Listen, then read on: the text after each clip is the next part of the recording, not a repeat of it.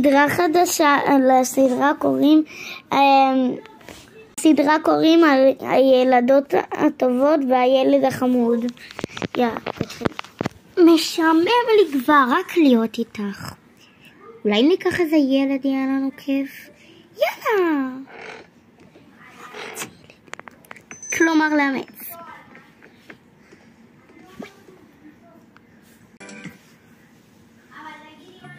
כאן זה כל הילדים.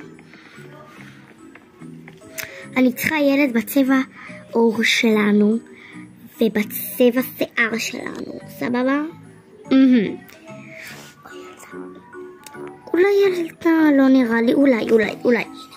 לא, אני מעדיפה ילד. מעדיפה ילד, כן. אז אני עכשיו אומר, כל הבנות לצאת, הן בוחרות ילד. בנות.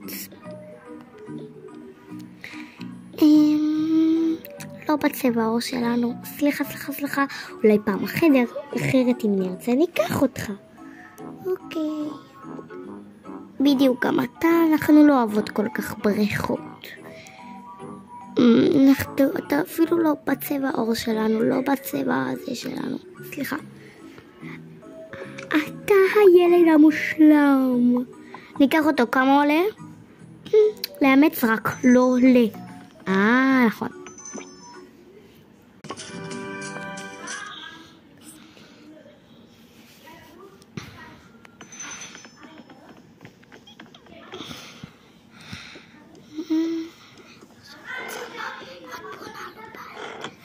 אוקיי, נבנה לך חדר, נעשה לך את המרתף, זה החדר הכי כיף.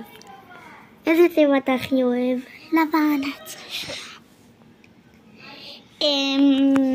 שנסיים לעצב לו את החדר, נחזור אליכם. סדרה, בוא תלך לישון, כבר מאוחר. אני מפחד מחושך, אז נבנה לך איזה...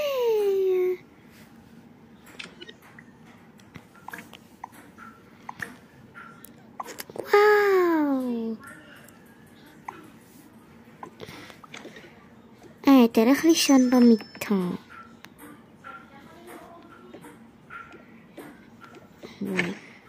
זה אפשר גם.